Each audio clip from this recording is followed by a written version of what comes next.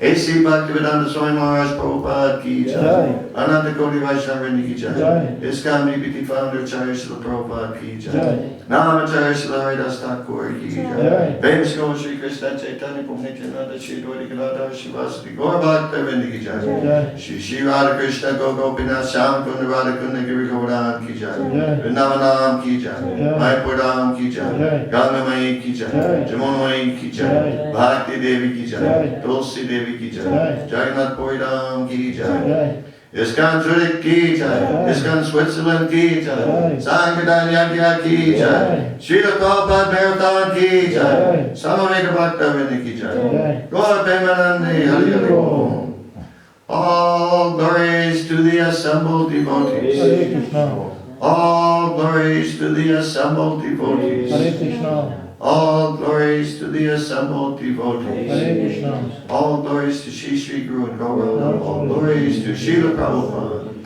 Om Vishnu Vadaya Krishna Vastai Pudre Srimad Bhagavatam Swami Nami. Namaste Saraswati Devi Gaura Pranagacharni Vishesha Om Jnana Timarandasya Jnananjana Salakaya Chakshu Militanjena Tasmai Shri Gurve Namaha. I was born in the darkest ignorance, and my spiritual master opened my eyes with the torchlight of knowledge. I offer my respectful obeisances unto him. Vanchakalpa Drupascha Kripasinubhevacha Patitam Pavanidyo Vaishnavebhyo Namo Namaha. I offer my respectful obeisances unto all the Vaishnava devotees of the Lord, who can fulfill the desires of everyone just like desire trees, and who are full of compassion for the fallen conditioned souls. Om Namo Bhagavate Vasudevaya. Om Namo Bhagavate Vasudevaya. Om Namo Bhagavate Vasudevaya. Om Namo Bhagavate Vasudevaya. Om Namo Bhagavate Vasudevaya. Om Namo Bhagavate Vasudevaya.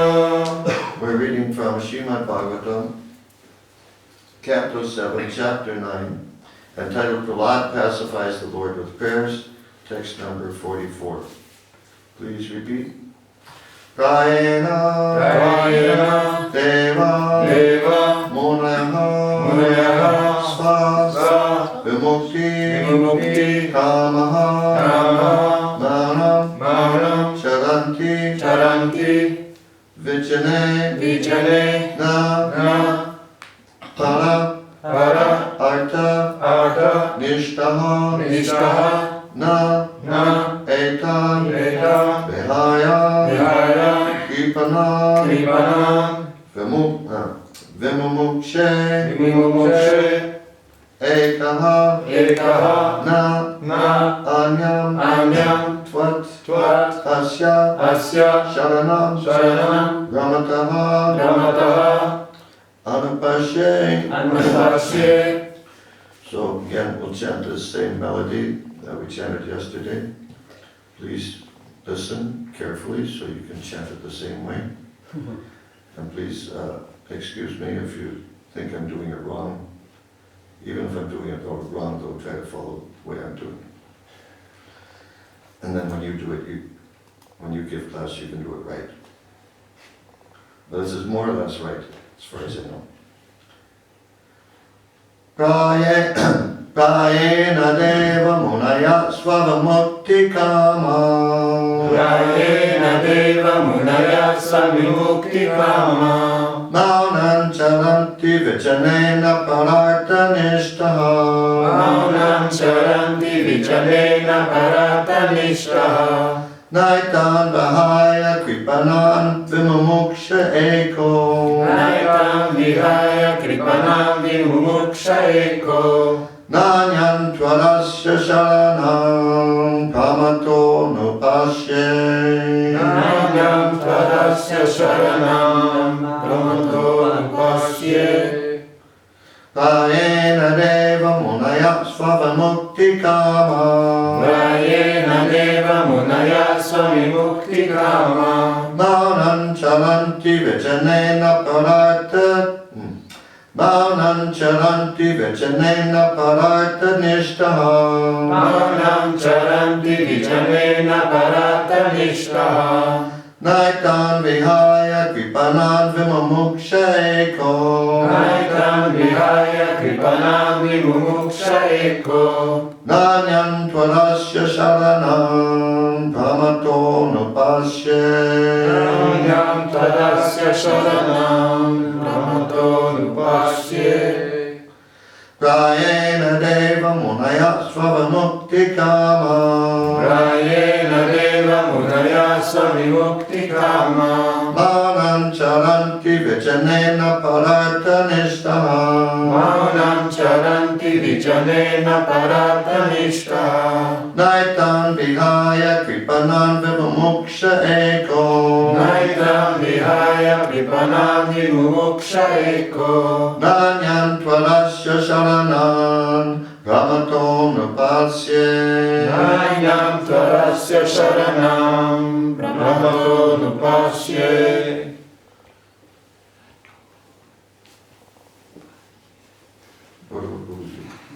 Prayena Deva Munaya Swavamukti Kama. Prayena Deva Munaya Swavamukti Kama. Maunam Charanti Vichanena Pararta Nishtaha. Maunam Charanti Vichanena Pararta Nishtaha. Naitan Vihaya Kripanan Vimumuksha Eko. Naitan Vihaya Kripanan Vimumuksha Eko. Nanyam Tvarasya Sharanam Brahmato Nupasye. Nanyam Tvarasya Sharanam Ramato Nupasye. Prayena Deva Munaya Swavamukti Kama. Prayena Deva Munaya Swavamukti Kama. Maunam Charanti Vichanena Pararta Nishtaha. Maunam Charanti Vichanena Pararta Nishtaha. Naitan Vihaya Kripanan Vimumuksha Eko. Naitan Vihaya Kripanan Vimumuksha Eko. Nanyan Tvarasya. No. Start out the same as the other lines. Nanyan Tvarasya Nanyam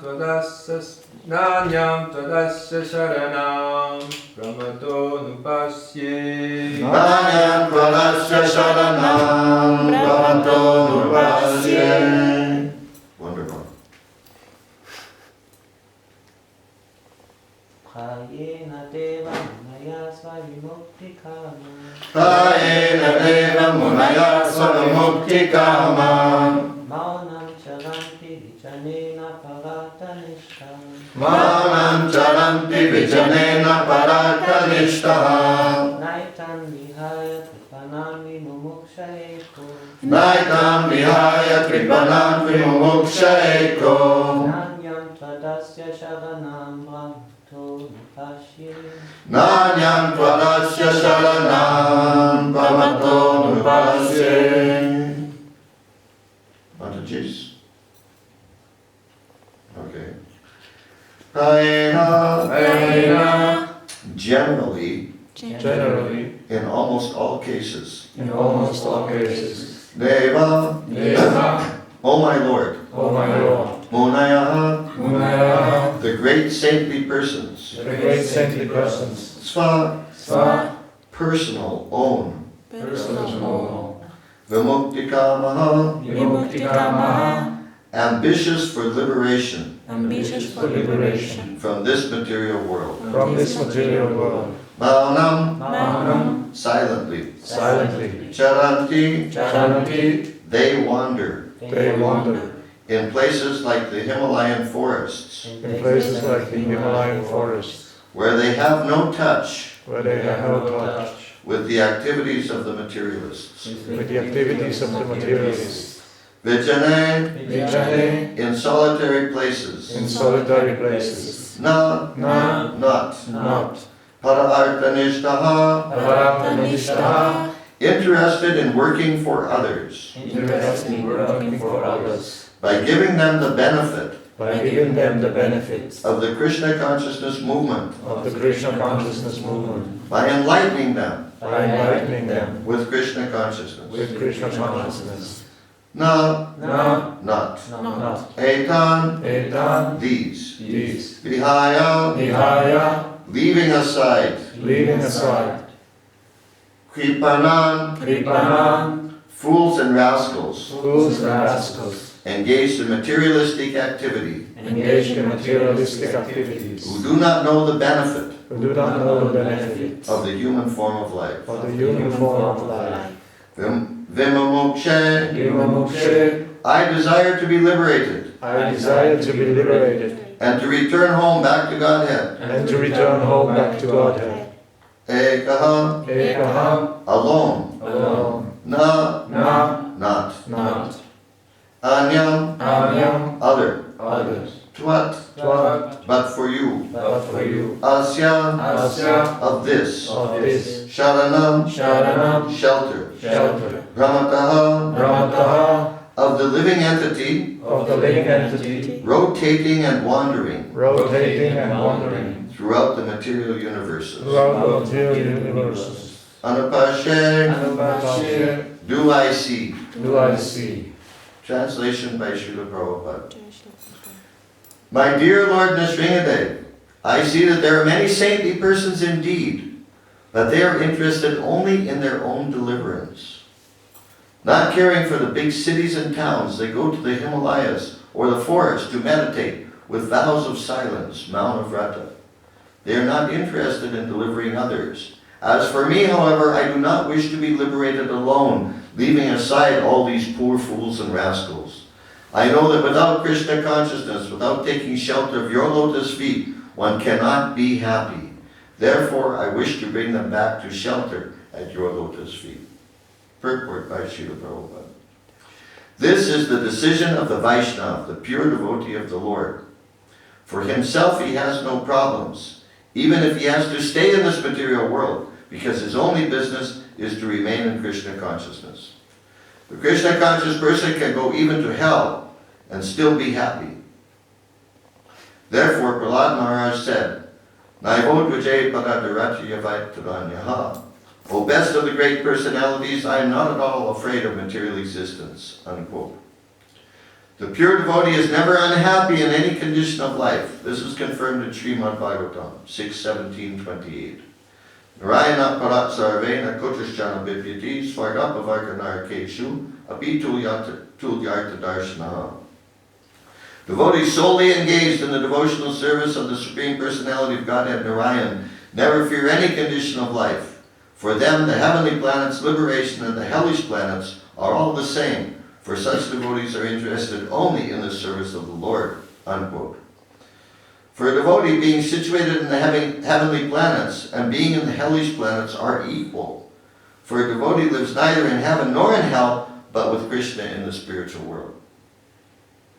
The secret of success for the devotee is not understood by the karmis and gyanis. Karmis therefore try to be happy by material adjustment, and gyanis want to be happy by becoming one with the Supreme.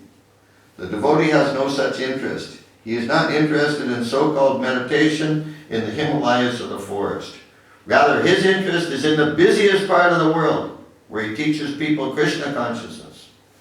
The Krishna consciousness movement was started for this purpose. We do not teach one to meditate in a secluded place just so that one may show that he has become very much advanced and may be proud of his so-called transcendental meditation, although he engages in all sorts of foolish materialistic activity. A Vaishnava like Prahlad Maharaj is not interested in such a bluff of spiritual advancement. Rather, he is interested in enlightening people in Krishna consciousness because that is the only way for them to become happy. Prahlad Maharaj says clearly, Nanyan Parasya Sharanam Brahmato Nupashe.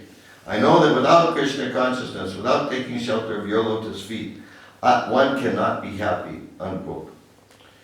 One wanders within the universe, life after life, but by the grace of a devotee, a servant of Sri Chaitanya Mahaprabhu, one can get the clue to Krishna consciousness and then not only become happy in this world, but also return home back to Godhead. That is the real target in life. The members of the Krishna consciousness movement are not at all interested in so-called meditation in the Himalayas or the forest, where one will only make a show of meditation. Nor are they interested in opening many schools for yoga and meditation in the cities. Rather, every member of the Krishna consciousness movement is interested in going door to door to try to convince people about the teachings of Bhagavad Gita as it is, the teachings of Lord Chaitanya. That is the purpose of the Hare Krishna movement. The members of the Krishna consciousness movement must be fully convinced that without Krishna, one cannot be happy. Thus, the Krishna conscious person avoids all kinds of pseudo-spiritualists, transcendentalists, meditators, monists, philosophers, and philanthropists.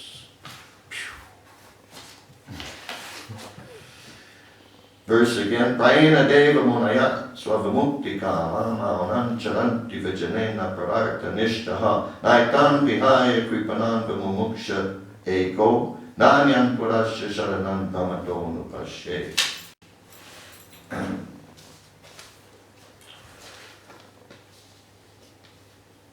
Well, very strong verse and purport, huh?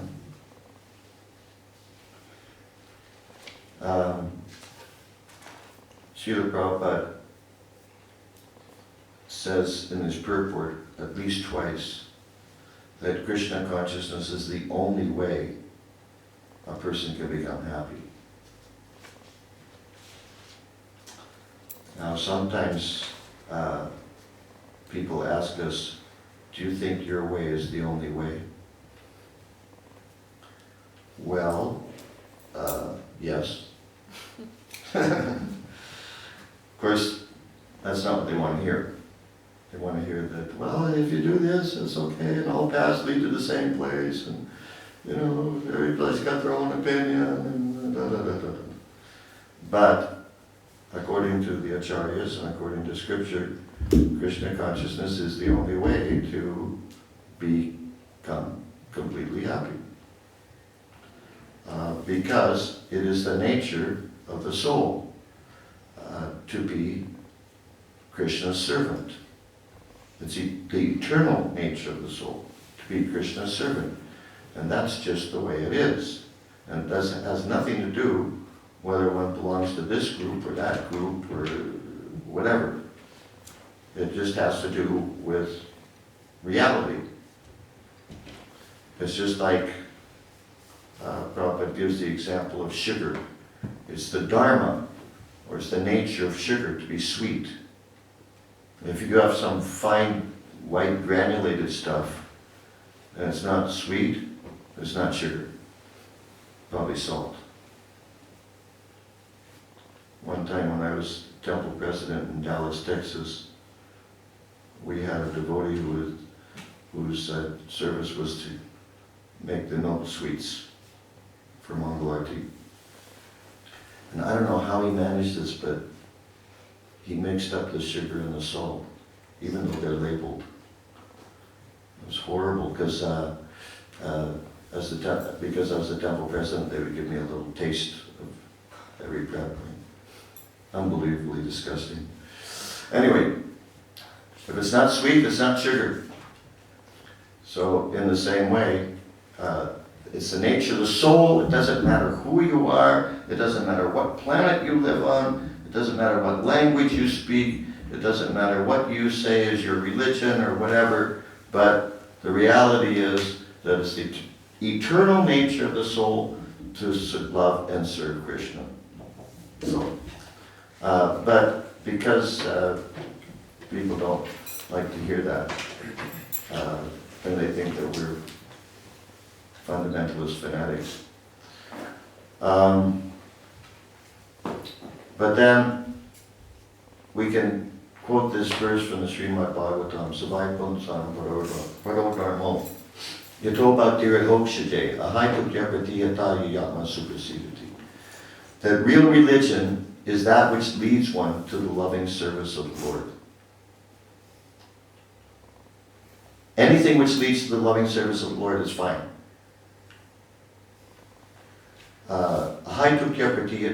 It should be unmotivated. In other words, no material motivation. And uninterrupted. No breaks or vacations. But just devotional service. When devotees take breaks or vacations, even their vacations are transcendental, right? When devotees go on vacation, usually they don't go to Disney World. They go to Vrindavan, right? So, no interruption and no other motivation, no other purpose, except just to please the Supreme Lord. So if it leads to pure devotional service, then it's good.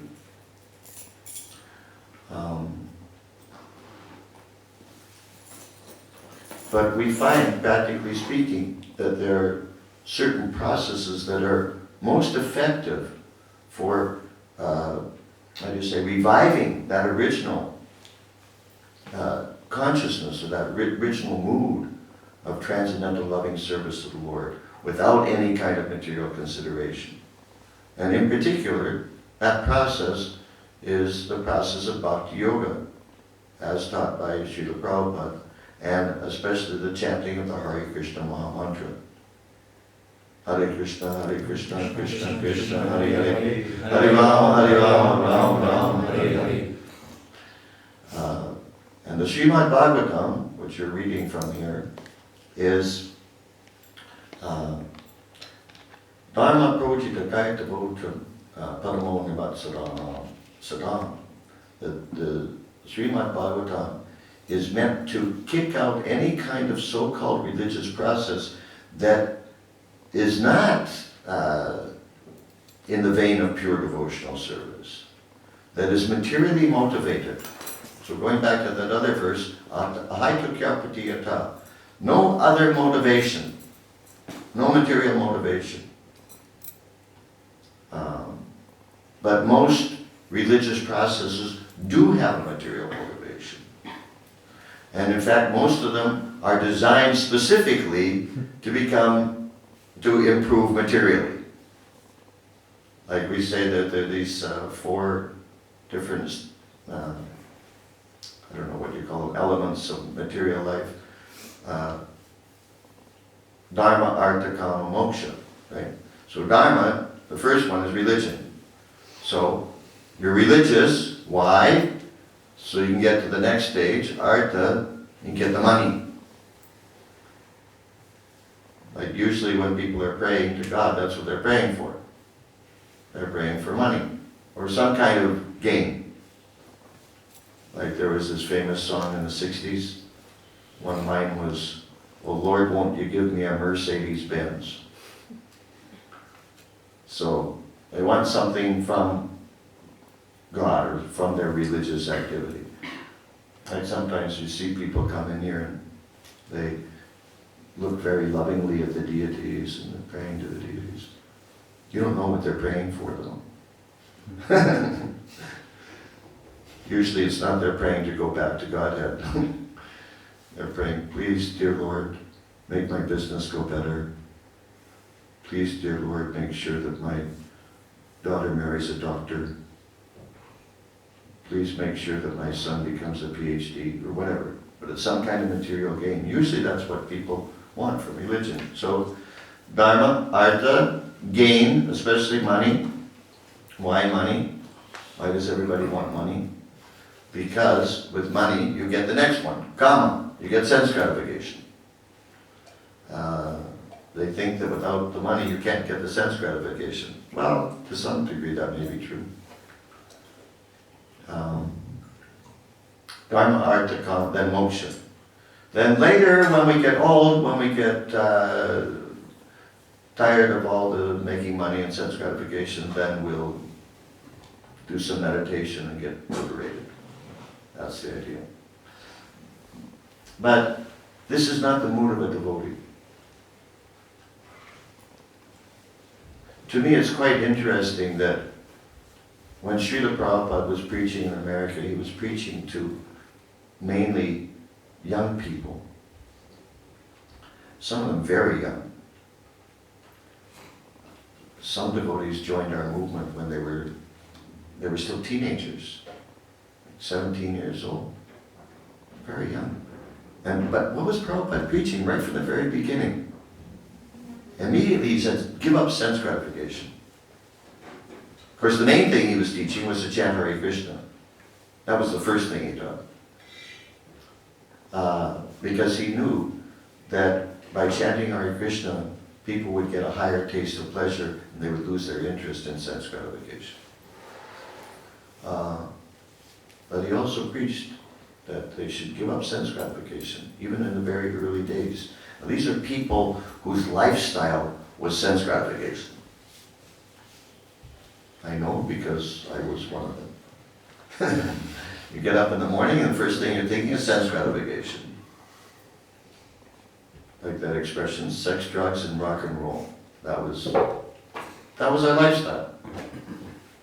And so Srila Prabhupada comes along and tells everybody to stop all this nonsense. Chant Hare Krishna, have a glove jamun, and stop all this nonsense. More or less. I heard that one time there was a famous band, I think this is mentioned in the Leela Rita or someplace else.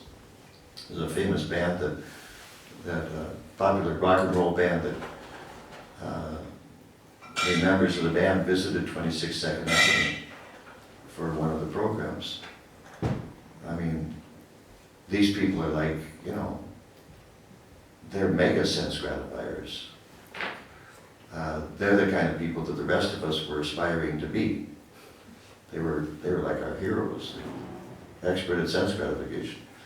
So anyway, they came to the temple and Prabhupada gave a lecture, and especially heavy lecture about giving up sense gratification, in particular sex. So they went away and never came back. So Prabhupada was preaching very strongly, practically right from the very beginning. And to young people, that's what's most amazing, is at an age when most people, they're just meditating on sense gratification. And he said stop it. Like, for instance, when he made the vows for initiation, he made it very clear. 4 regular principles. No eating meat, fish, or eggs. No intoxication. No illicit sex. And Prabhupada defined what that means. It means no sex outside of marriage, and even within marriage, it's only for the purpose of having a child and raising that child in Krishna consciousness. which is not a very popular notion these days. And then no gambling, which sometimes Prabhupada used to include no mental speculation or frivolous sports. So anyway, he didn't say, try not to do these things. I heard recently that one guru was telling his disciples the requirement for initiation is try to follow the four regular principles. I never heard Prabhupada say, try to follow the four regular principles.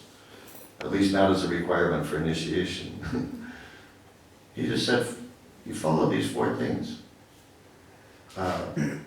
And he was telling his young disciples that they should immediately take up Krishna consciousness. They should make Krishna consciousness their life and soul. And he sent them out to preach. Occasionally at the end of a lecture, like there was one lecture in particular when Prabhupada, at the end he became a little choked up. And he said, I am old man, I have no facility. Meaning that his term in this body's ending. He said, you were young, you have energy, please take this movement and preach it. So Prabhupada was showing by his example, but not the example that you should wait until you're an old man, but when you're young also. Because Krishna consciousness is meant for everyone at every age. And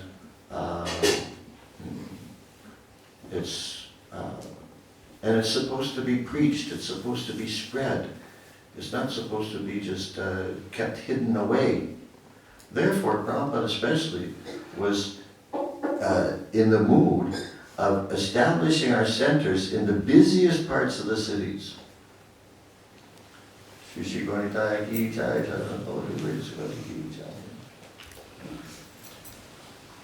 As he describes here in this purport, as Prahlad Maharaj is describing in this verse, you go to where the people are, where the action is. Here Prabhupada speaking in the purport about going door to door.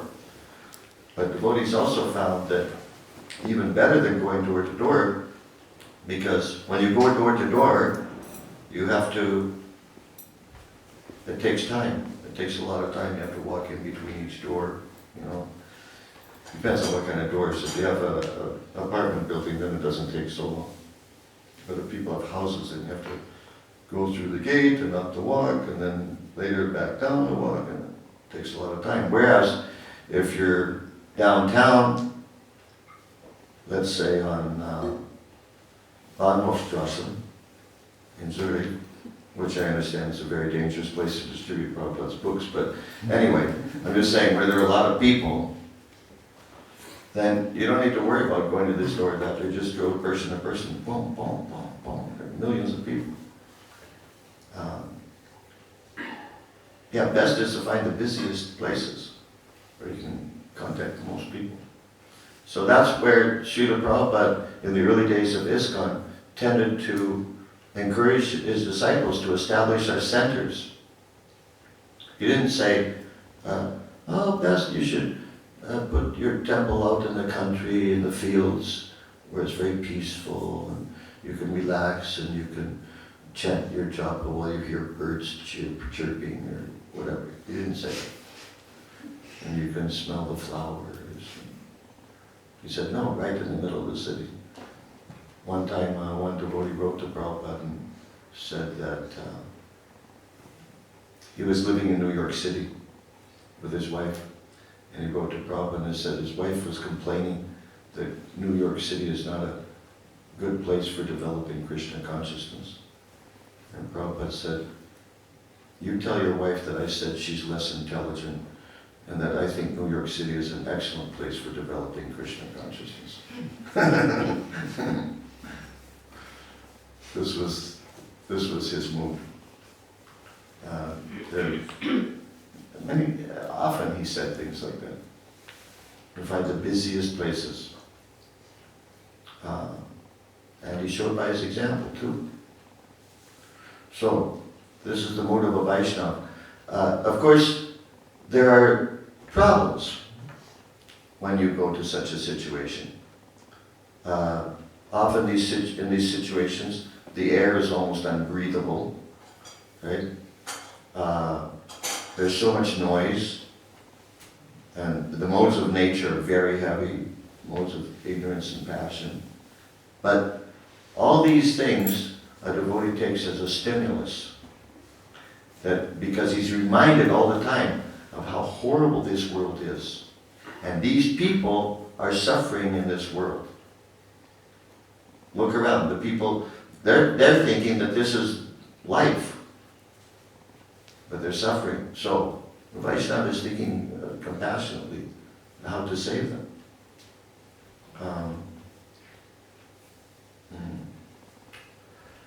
In London, some years ago, there was a group of devotees, 4 householder couples, as I recall, who were staying in central London, and they were serving the temple there, serving the deities, and seemed to be okay, things were going nicely. But they all had small children, and they wanted to raise their children in a more sattvic environment. So they all moved out to Wales. Wales is, it's way out there.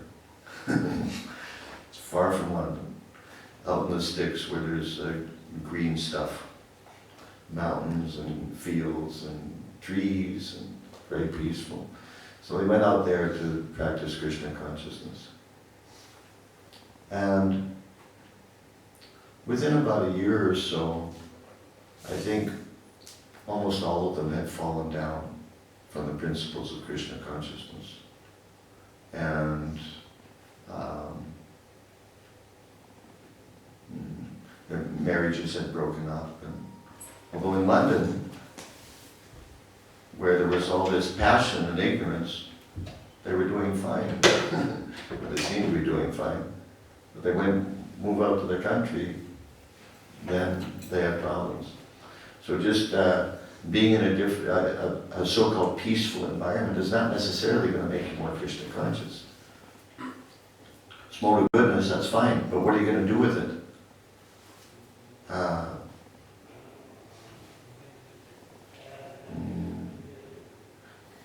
It's good to have some kind of a foil, something that you have to react against. I think I mentioned the other day that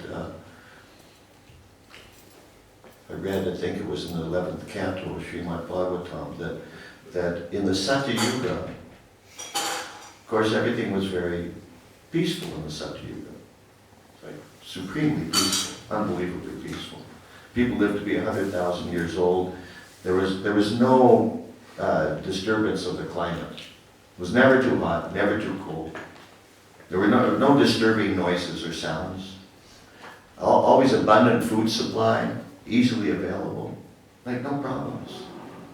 And people would just sit down and meditate. And for many years, like 60,000 years, they would meditate. Their lifetime is 100,000, they would meditate for 60,000 years. So peaceful. But the degree of ecstasy that they could experience was not as great as the degree of ecstasy you can experience in the Kali Yuga. Because there's nothing that you have to work against.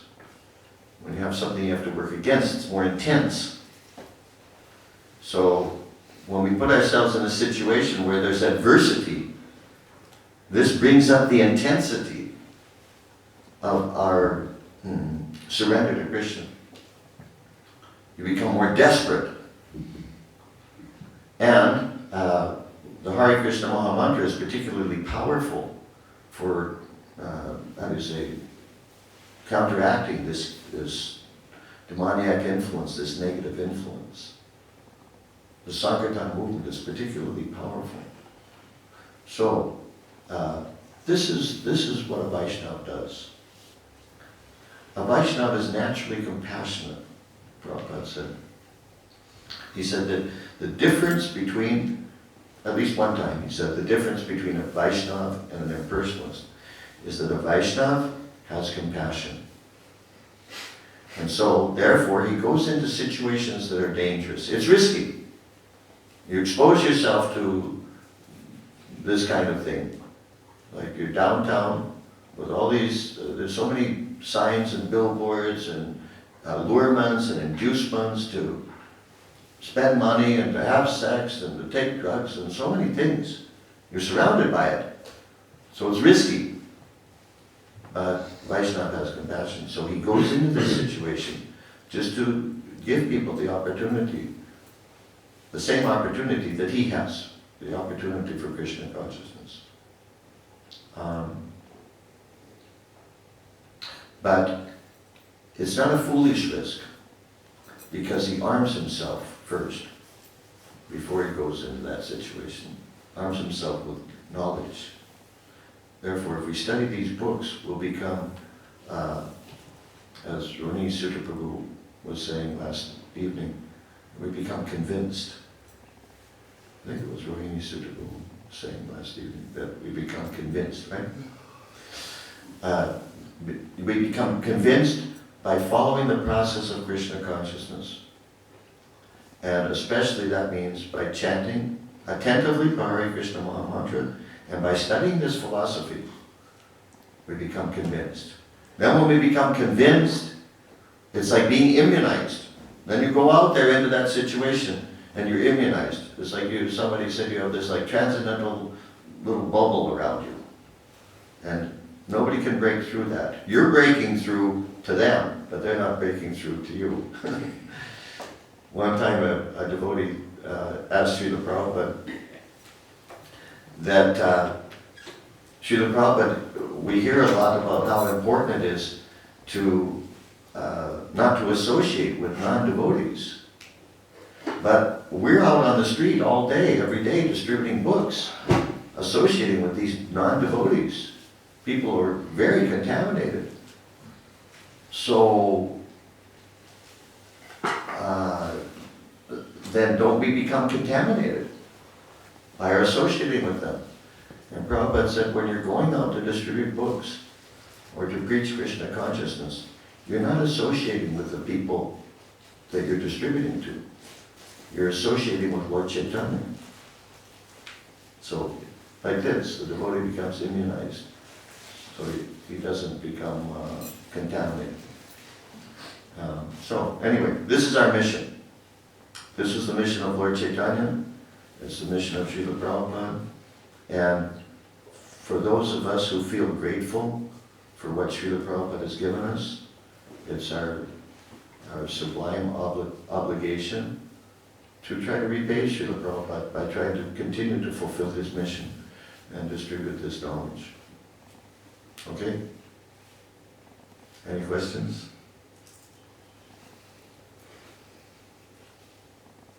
Yes. You compare these two situations, countryside or sattvic environment and tamasic, rajasic environment. Does that mean in which environment it is easier to develop devotion? In which environment it's easier to develop devotion? In one sense, the environment isn't important. That was my point.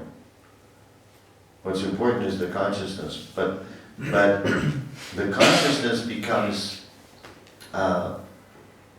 better. We become more Krishna conscious, the more we're absorbed in devotional service. And the more we're absorbed, especially in the mission of Lord Chaitanya and Srila Prabhupada's mission. So my point was that it's not that, because this idea that if you move out into a situation that's more peaceful, it's not necessarily easier to be Krishna conscious. I wouldn't say that one can't do that or shouldn't do that. That wasn't my point. My point is that one can become completely Krishna conscious even in such an environment where there's such influence of the modes of passion and ignorance. In the country, it's more the mode of goodness. But the problem with the mode of goodness is you become comfortable. Prabhupada said in the mode of goodness you become conditioned to a sense of happiness. And the point is, what are we accomplishing? Because part of becoming Krishna conscious, part of changing our consciousness, is to engage in the mission of the Lord and the mission of His pure devotee. So what's His mission? Now if you're out in the country and you're, let's say, establishing a self-sufficient community, farm community, that's very good. Srila Prabhupada wanted that. But mostly, at least what I've observed of devotees going out to the country, they don't establish self-sufficient communities. In fact, I don't myself know of any self-sufficient community that we have. There may be, but I don't know about it. Self-sufficient means you don't get any help from outside. You just, with whatever's available there on the land. Your power, your energy comes from the water, or from the wind, or from the sun. Your soap comes from some kind of local facilities. I knew one devotee who was making soap out of charcoal. I can't figure out how he did that, because charcoal's dirty, but he was making soap out of charcoal. You know what charcoal is? Oh, after you burn the wood, it's all black. I don't know how you get soap out of that, but anyhow, he was doing it. But anyhow, the point is just whatever the local facilities are. You don't get money from outside. You don't get any help from outside. It's just completely self-sufficient. Extremely difficult thing to do. Extremely difficult thing to do. But Prabhupada really wanted self-sufficient farm communities. So that's also part of Srila Prabhupada's mission. And let's say, for instance, living in the city in and of itself is Maya, just by itself, if you're just living in the city. If you're just living in the city and just going to a job and making money and paying the rent and then you maybe chant your rounds and follow four regular principles, but that's not you don't need to live in the city for that. Living in the city means to spread Krishna consciousness and preach. I mentioned the other day, I think, I know one lady in London, she's in her 50s, Indian lady. She has a husband and children, and she has a full-time job. She also has severe arthritis in her lower legs, so it's difficult for her to walk. But at her job, on her lunch hour, she goes out on the street and distributes Prabhupada's books. She thinks that's better than having lunch. She must do something for lunch. I don't know what she does, but at lunch hour she's going out and distributing books. And when she gets a few weeks vacation every year, like everybody does from a job, so she takes her vacation in December. Her idea of vacation is going out on the street and distributing books.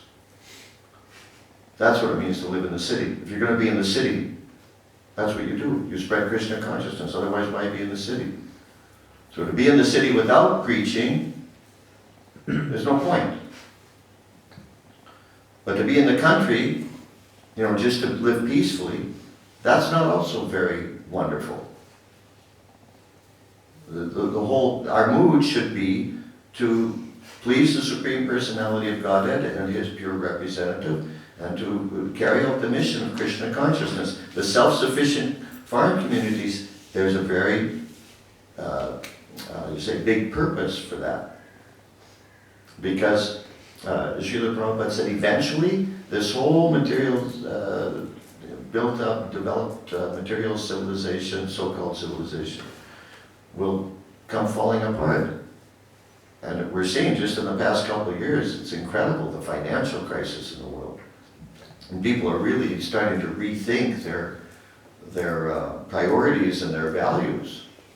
So Prabhupada said it, as things become more, people are less and less able to rely on the modern material amenities, electricity and pumped-in plumbing, running water and all these things, and people are going to want a more simple way of life. He said, therefore, we should have these self-sufficient farm communities where people can go and get shelter, not dependent on modern means of electricity and modern plumbing and all that kind of stuff. So, you understand the point. The point is, it's not a question of whether you're in this situation or that situation, it's what you're doing with your situation. Like sometimes people are very concerned, well, where do you get your money? Well, you know, where we get our money, okay, that's one issue, but even more important is what are we doing with our money? Like when Srila Prabhupada would speak, especially to Indian gentlemen, I don't remember ever hearing him talk about how much money we were collecting, but he often spoke about how much money we were spending. He was proud to talk about how much money we were spending and on the right things.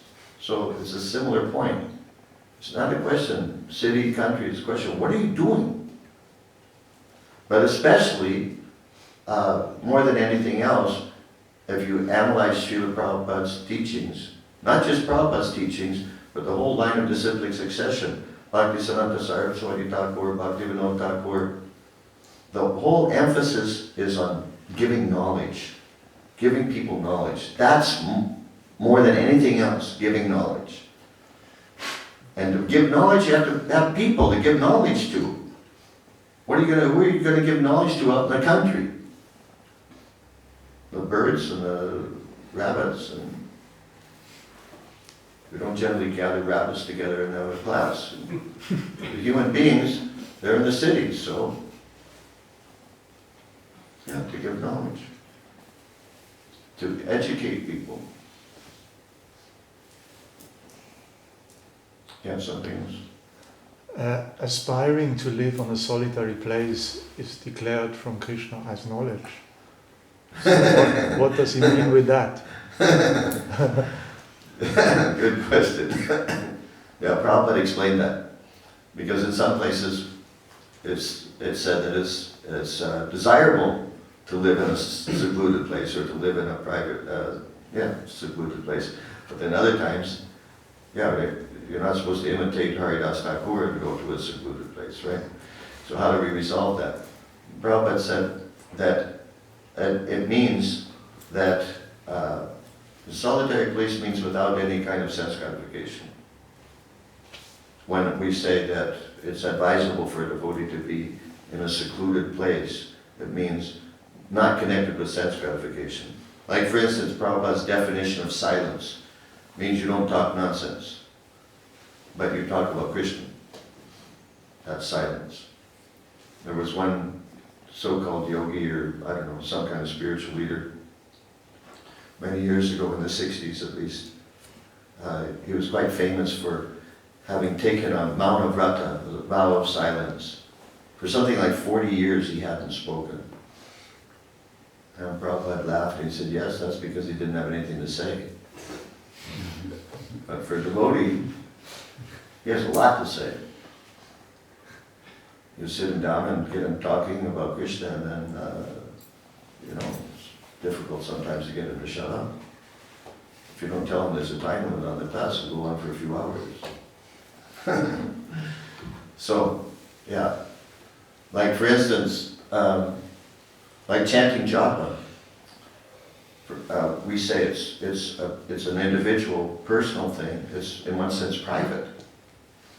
Each person's japa is for him, which is also why each devotee has to hear his own japa. Which is why when you're in a group of people, like in the temple room in the morning, chanting japa, you should be careful not to chant so loudly that you're dominating the airwaves and that other devotees can't hear their own rounds. It's also why, like for myself, when I hear this recording of Srila Prabhupada chanting japa, I mean, fine, we're happy to hear Prabhupada at any time, but we have to hear our own japa. So anyway, what was the point I was making? Yeah, so the devotees are all together in the temple room, But they're also secluded in the sense that they're doing their own private meditation on Hare Krishna Mahamantra. You understand? That's what it means for a devotee when we say that it's advisable to be in a private place or a solitary place. But this other kind of solitary, where you go off by yourself, without any association of devotees, that's not recommended. Prabhupada said, if you do that, you'll simply think of sex and sleep. If we try to go to some place and try to chant alone, it's not good to be alone. Devotees don't want to be alone. They want to be with other devotees. In the Chaitanya Charitamrita, there's one conversation Lord Chaitanya is having with Ramananda Roy. He's asking Ramananda Roy various questions. One of the questions he asks is, what is the greatest pain? Ramananda Roy said the greatest pain is to be outside the association of devotees. To be without the association of a Vaishnava. There's another place that says that, I think it's in the same conversation, how do you recognize a Vaishnava? You know how to recognize a Vaishnava? A Vaishnava is one who's always associating with other Vaishnavas. He doesn't want to go alone. Does that answer your question? Yeah, the way Prabhupada defines these words is somewhat different than other people may define them. Yeah. You made the interesting point of hearing your own japa. So, because we are always used to chant with Srila Prabhupada, maybe some of us focus on his voice. So this is not really recommended. As far as I understand, it's not what Prabhupada taught us. It's not encouraged. You can listen to Prabhupada chanting japa at some other time. But when you're chanting your own japa, you need to hear your own japa. You chant and you hear your own japa. But the thing is, it's fine that just like when you're in a let's say in a temple room during japa period, there's so many devotees chanting, so incidentally you're hearing their japa, but you're not focusing, not concentrating on theirs, you're concentrating on yours. You understand? Mm-hmm. So from my point of view, it's perfectly fine to have Prabhupada's japa recording playing. Prabhupada's also chanting japa with the devotees, but not so that it's so loud that you can't hear your own japa. The whole point is to hear your own japa. The reason I mentioned this is because Srila Prabhupada is chanting Shuddhanam, and if I chant, it's Namaparat. Yeah, but the only way you're going to get to Shuddhanam, to pure chanting, is by continuing to chant in the stage of Namabhas. And gradually you get to Shuddhanam. But you're not going to get to Shuddhanam by listening just to Prabhupada's japa. Yeah. I mean, that will help. Obviously, whatever we hear from Srila Prabhupada is transcendental, pure sound vibration, that's fine. But the process of chanting japa is you chant and hear your own japa.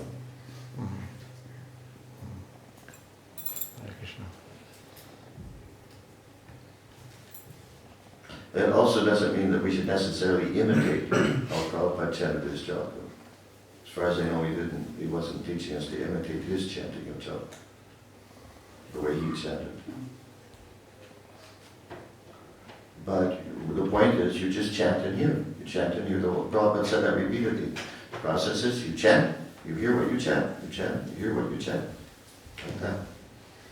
And he also said, I mentioned the other day, that we should be able to chant 16 rounds in 2 hours. So that's also a guideline, what kind of chanting we should be doing. Okay, anything else? Who wants prasad? Raise your hand. Okay. That's the next item on our agenda. Thank you very much, Srila Prabhupada ki jai.